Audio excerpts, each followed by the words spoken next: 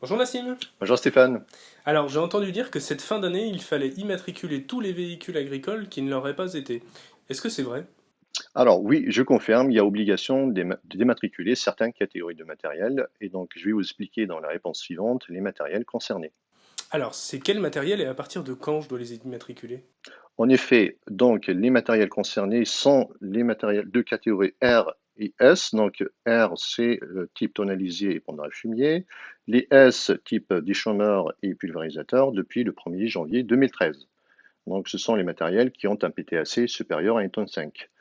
De même, les magas obligatoires depuis le 1er janvier 2010 et enfin les tracteurs depuis le 15 avril 2009 pour les matériels neufs et le 15 octobre 2009 pour les matériels d'occasion.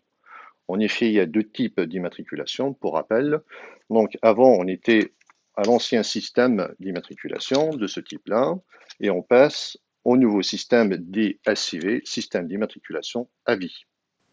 D'accord, donc si j'ai bien compris, ça c'est les dates auxquelles il fallait passer au système d'immatriculation à vie. Mais alors, qu'est-ce qui est urgent cette fin d'année?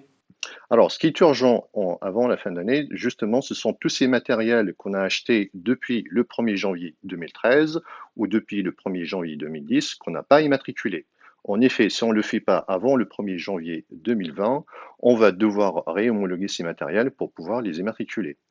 Alors, pour les matériels que j'ai achetés récemment, je comprends bien, mais pourquoi cette urgence, cette fin d'année, ça vient d'où? Alors, en effet, c'est lié à l'arrêté du 19 décembre 2016 qui en fait impose une nouvelle réhomologation pour les matériels neufs. C'est là où on a un écart d'interprétation par rapport au ministère qui définit un matériel neuf comme un matériel non immatriculé. D'où justement donc tous ces matériels qui ne sont pas immatriculés qui vont être considérés comme matériel neuf. Donc, ce qu'on conseille aux agriculteurs, c'est d'aller le plus rapidement possible pour pouvoir les immatriculer avant le 1er janvier 2020. Ok, donc c'est une modification récente et du coup, tout ce qui n'est pas immatriculé chez moi, je dois le faire avant la fin d'année. Tout à fait, je confirme. Donc, comment on immatricule un matériel agricole? En effet, il y a deux procédures. Ce qu'on conseille aux agriculteurs, c'est d'aller en priorité voir leurs concessionnaires qui sont agréés pour faire cette immatriculation. Et à défaut, si on dispose de tous les papiers pour pouvoir l'immatriculer, on peut le faire sur le site NTS, donc c'est l'Agence nationale des titres sécurisés, et on peut faire la demande d'immatriculation en ligne. Et ça coûte combien à peu près? Alors, avec la pose des plaques d'immatriculation, comptez entre 90 et 150 euros.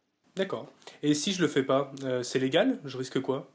En effet, on n'a pas le droit de circuler avec un véhicule qui est soumis à l'immatriculation sur la voie publique. Donc, il faut immatriculer un matériel pour éviter que les agents de contrôle vous verbalisent.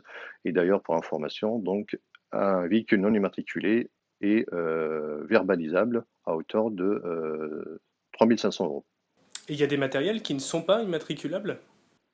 Tout à fait. Il y a des matériels qui ne sont pas immatriculables. Donc, c'est tous les matériels tractés et traînés inférieurs à 1,5 tonne, et aussi les matériels portés, type épandeur d'engrais.